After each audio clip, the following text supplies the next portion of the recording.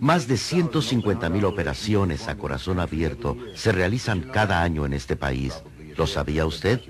Es probable que sí. La televisión muestra muchos documentales sobre eso. Todos sabemos que esas operaciones salvan muchas vidas y eso es bueno. Pero la operación que se hace con mayor frecuencia en Estados Unidos es la de aborto, que no salva vidas. En este país se hacen cerca de 1,5 millones de abortos anualmente, casi 10 veces más que las operaciones a corazón abierto. Un aborto se hace en unos 5 o 6 minutos, pero nunca ha sido mostrada en su plenitud esa clase de operación en ningún canal de televisión. Eso no está bien. Para eso es la televisión, para explorar las inquietudes del público sobre ciertos temas que le conciernen. El aborto es uno de ellos. Los debates apasionados que genera, las discusiones sobre la moralidad, sus consecuencias a la larga, todo esto penetra en la conciencia pública más fuertemente que respecto a cualquier otro tipo de cirugía. No es de esperar que los políticos se manifiesten sobre bypass de coronarias. El Tribunal Supremo no ha emitido decisión alguna aún sobre la constitucionalidad de los trasplantes de corazón. No vemos manifestaciones públicas sobre el uso de corazones artificiales. Sin embargo, la prensa y la televisión hablan más de las operaciones del corazón que de los abortos. Creo que los medios de comunicación no han cumplido con su responsabilidad de informar al público, que es quien decidirá finalmente sobre el aborto. Si usted me está viendo ahora por televisión, significa que ellos han asumido esa responsabilidad de informar. La película que va a ver quizá le parezca demasiado gráfica, pues hay sangre y muerte. Todos recordamos con horror esas películas sobre los campos de concentración en Europa, sobre las víctimas de Hiroshima y las de los bebés muriendo de hambre en Etiopía. Pues bien, los bebés en esta película no están muriendo de hambre, pero al igual que esas otras imágenes horripilantes, sirven el propósito de hacerle conocer a las víctimas. Al aceptar el premio Nobel, Elie Wiesel dijo: "Juro nunca permanecer callado cuando y donde fuera que hayan seres humanos padeciendo y sufriendo humillaciones. La neutralidad solo ayuda al opresor, nunca al oprimido. El silencio alienta al atormentador, nunca al atormentado. Nadie ha hablado jamás con tanta elocuencia a favor de la víctima. Desde 1973, el aborto ha cobrado más de 20 millones de víctimas mudas e inocentes. Esta película habla por ellas. No debemos callar más".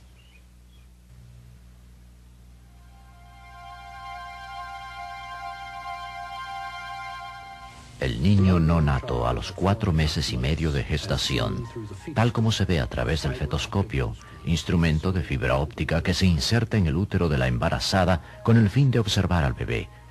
Este pesa ahora 350 gramos y mide cerca de 30 centímetros. Sus pies y manos menos de 3 centímetros de largo.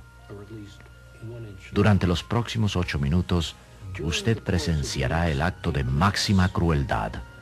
Este bebé será destruido ante sus ojos.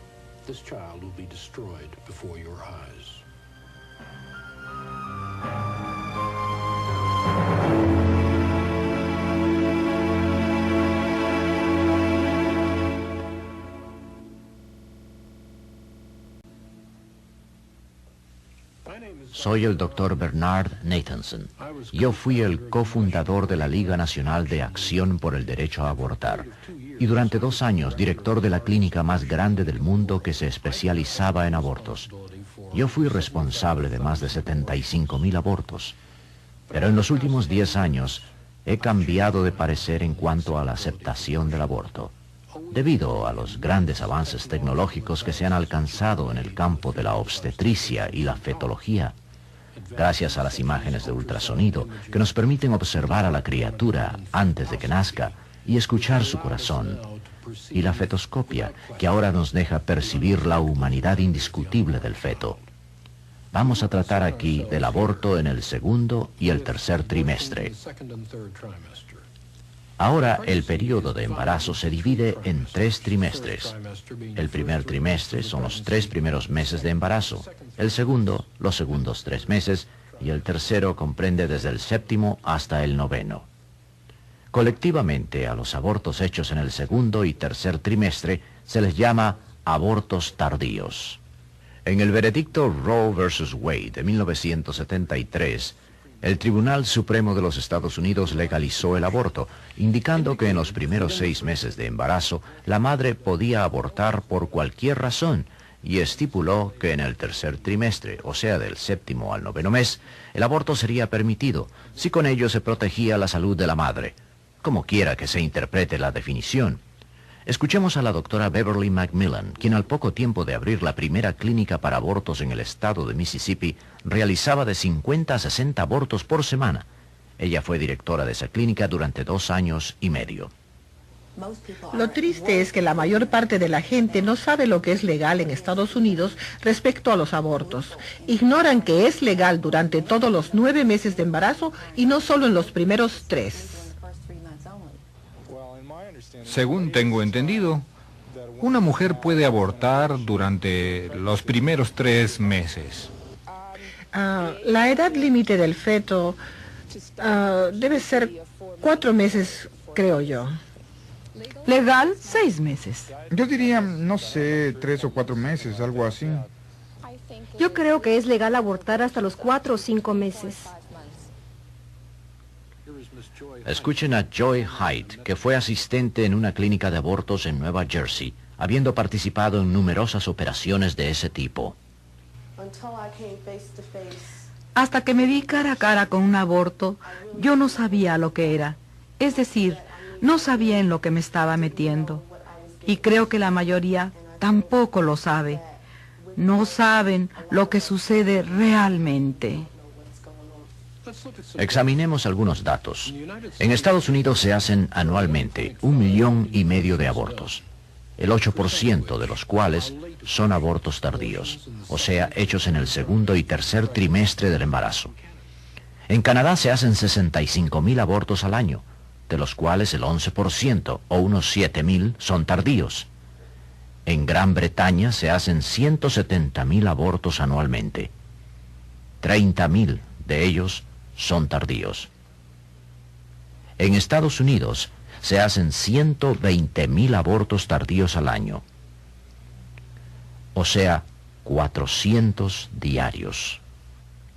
Me horroriza pensar que se puede hacer tan tarde.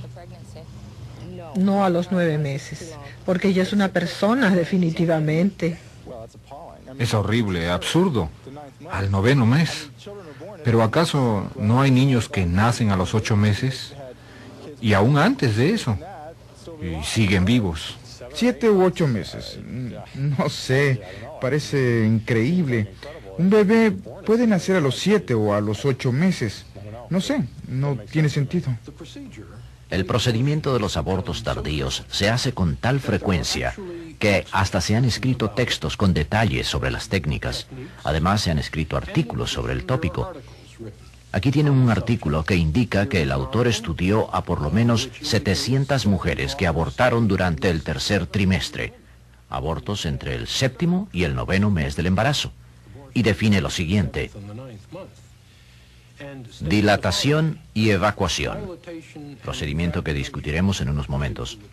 Ha sido propuesto como el tratamiento preferido para las mujeres que quieren abortar en el 3er trimestre del embarazo. DIE, como se conoce a la dilatación y evacuación, es el procedimiento empleado para realizar el aborto tardío, o sea, durante el 2º y 3er trimestre del embarazo. En este procedimiento, un laminarium, esto, se coloca dentro del cuello de la matriz la noche de la víspera. El laminarium es un pedazo de alga marina que se hincha durante la noche y al hincharse expande el cuello del útero.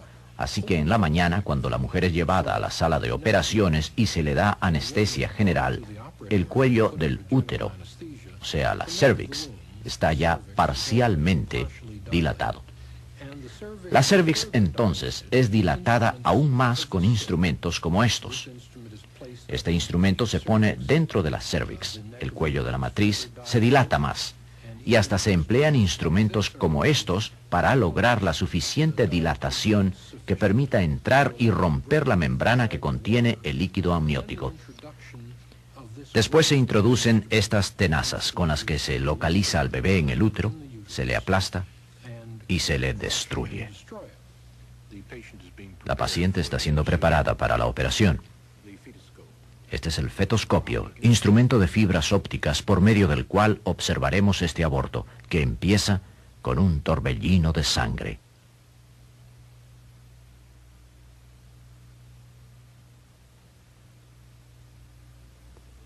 El antebrazo. Fíjese en las venas debajo de la piel delicada. La mano y los dedos. Este espiral grueso y de color azul es el cordón umbilical, que es la conexión vital con la madre. Este era un varoncito.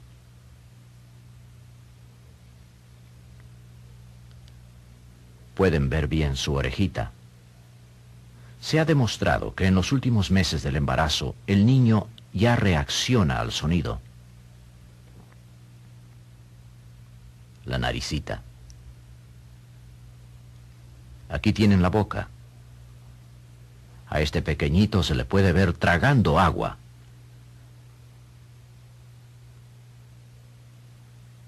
Las cejas. Sus párpados todavía están cerrados.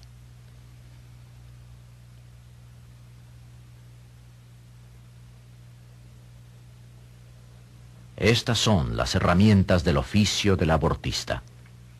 En unos momentos, la vida de este diminuto niño va a ser destruida con estos instrumentos. La cervix ha sido suficientemente dilatada. La bolsa de agua o líquido amniótico ha sido rota. Se ha cortado el cordón umbilical. La conexión vital ha sido interrumpida. Ahora está siendo arrancado el cuerpecito. Y ahora el abortista está tratando de llegar al útero con las tenazas para descuartizar al bebé.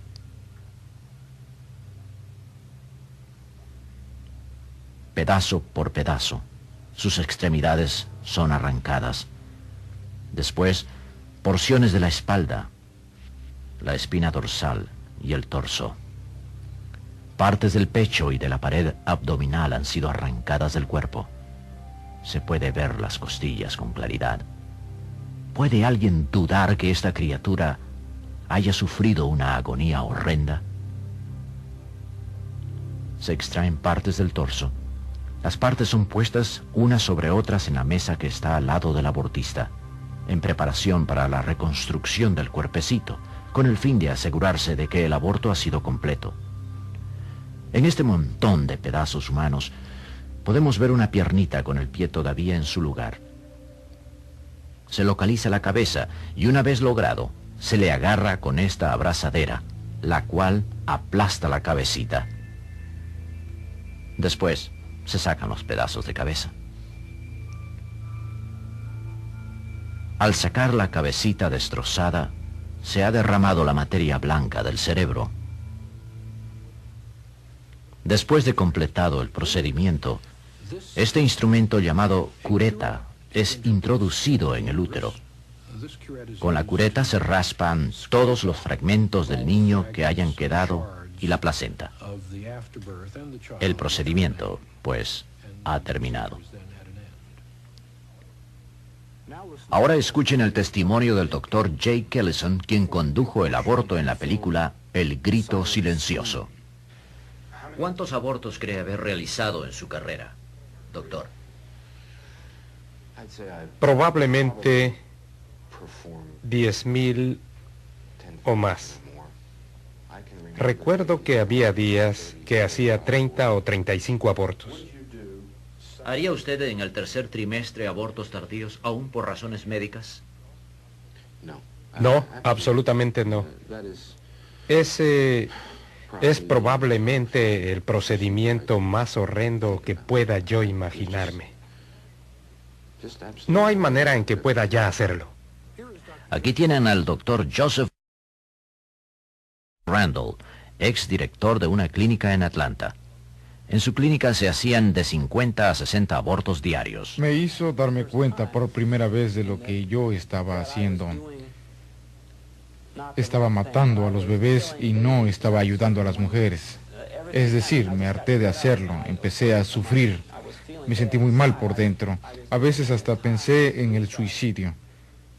Preferiría dar mi propia vida antes que practicar otro aborto. El doctor Arnold Halpern fue el director de una clínica para la paternidad planificada.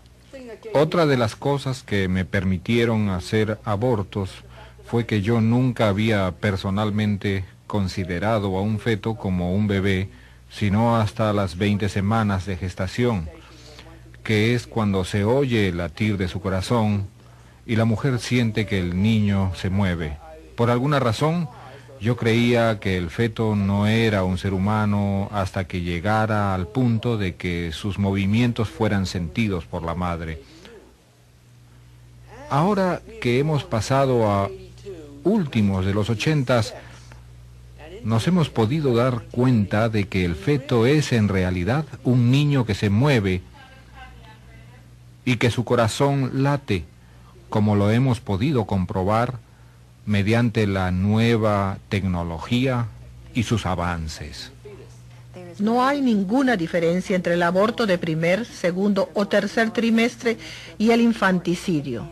Es el mismo ser humano en diversas etapas de desarrollo.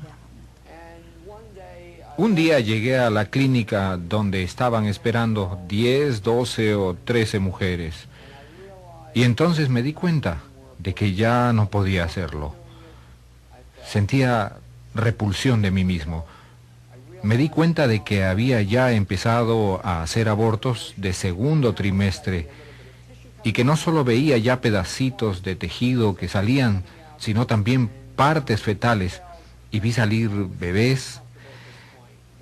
Ya no podía continuar, así que me fui de la clínica sin hacer los abortos y nunca más volví a ella. Llegué a tal punto que no podía mirar más a esos cuerpecitos. No tengo la menor duda de que nunca más haré otro aborto. La nuestra es una profesión noble que debe curar, pero nos apartamos de nuestra misión cuando nos dedicamos al negocio de matar. La tecnología médica está rápida y drásticamente alterando el concepto de la viabilidad, la capacidad de nacer prematuramente y sobrevivir. Hoy en día, los bebés que nacen a los 6 meses tienen el 65% de probabilidades de sobrevivir. Y el 80% de los que sobreviven son ahora niños perfectamente sanos. Los neonatólogos están ahora salvando a bebés mucho más prematuros. Tiene aquí a René King, de 5 años de edad, sana y feliz, y nació a los 5 meses. El no nato no es la única víctima. Las mujeres también son víctimas. Anualmente ocurren cerca de 7.500 complicaciones serias causadas por los abortos. Hemorragias, perforaciones del útero, infecciones graves, histerectomías. Enseguida escucharemos los testimonios de 2 mujeres jóvenes que quedaron permanentemente dañadas a consecuencia de abortos tardíos. Una de ellas físicamente, la otra psicológicamente. Ellas son, en todo sentido, víctimas inocentes de la continua tragedia que es el aborto. Estas 2 jóvenes han sufrido inmensamente y por eso han preferido ocultar sus identidades. Si el médico me hubiera dicho que yo ya tenía 4 meses de embarazo, no creo que hubiera tenido el aborto. Lo hubiera considerado un asesinato en esos momentos. Su corazoncito latía ya. El bebé estaba realmente desarrollado. Nunca lo hubiera abortado. El doctor nunca me dijo lo peligroso que era la dilatación y la evacuación. Él no me dijo el riesgo que corría. No me dijo nada, nada, ni que mi útero podía ser perforado. Y todo esto sucedió. Esta joven es psicóloga. Cuando fui examinada, el doctor me dijo que él se había equivocado, que el bebé estaba mucho más avanzado de lo que había creído y que tenía ya 15 semanas. Y Yo me quedé horrorizada. En cuestión de unos minutos ya había abortado. Esperé unos momentos y me levanté para vestirme. Y cuando fui al vestidor, lo vi en una cubeta con sangre. Era mi bebé lo que estaba allí. El bebé no tenía 3 centímetros de tamaño como yo creía. Era del tamaño de mi mano. Era realmente un bebé. Solo podía pensar que había asesinado a mi propio hijo. Desde esa noche me empecé a deteriorar emocionalmente. Todo el mes siguiente lloré. No era un llanto normal. Lloraba desde lo más profundo de mi ser. Recuerdo que me paraba frente a las escaleras de mi casa, tratando de juntar valor para arrojarme por ellas hacia abajo. Hasta pensé en subir al techo y tirarme desde allí. Pensé en toda forma de suicidio. Y lloré tan profundamente. Era como ese llanto de los bebés cuando aprietan los puñitos y no pueden controlarse. Yo nunca en mi vida había llorado de esa forma. Cuando me miré la herida de la operación, me afectó muchísimo. No podía creerlo. Detestaba verme rodeada de mucha gente, ¿sabe? Solo quería estar con mis familiares. No quería estar ahí, ¿sabe? Con gente que no sabía nada de mí. La operación, la colostomía, como usted sabe, le hace a uno despedir muchos gases. Me daba vergüenza que alguien pudiera oírme, olerme. Mi esposo le echa la culpa de todo al aborto. Nuestras vidas se han desbaratado desde que aborté. Ahora yo sé que si tengo otro bebé, podría morir. Yo nunca hubiera querido abortar, de haber sabido que todas estas cosas horribles me podían pasar. Porque esa es la única manera de explicarlo. No vale la pena. He visto, ya sea por referencias o en el curso de mi práctica, más por referencias desde mi aborto, a gente que ha sufrido una reacción inicial tan grave como la que yo sufrí. Parece como que se presta muy poca atención al desastre psicológico que le sucede a tanta gente por el aborto. El aborto no es algo inventado o desarrollado a raíz del movimiento de liberación femenino. Creo que esa gente involucrada en él ha sido terriblemente engañada y no ha entendido bien lo que es realmente un aborto. Hay veces que me siento y me pongo a pensar en lo que pasó y todo lo que hago es llorar.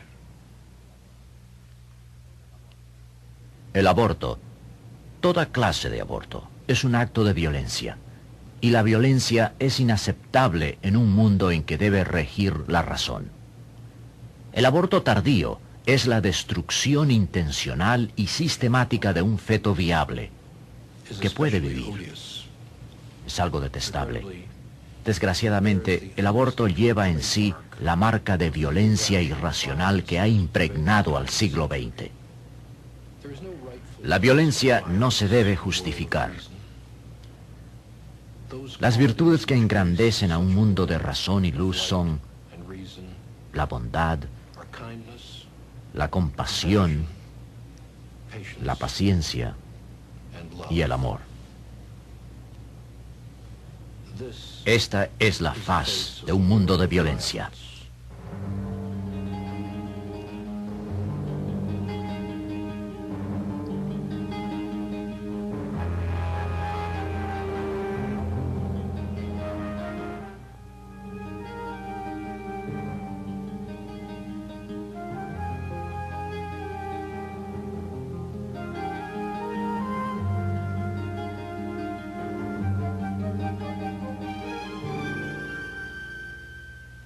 Esta es la faz de un mundo de amor.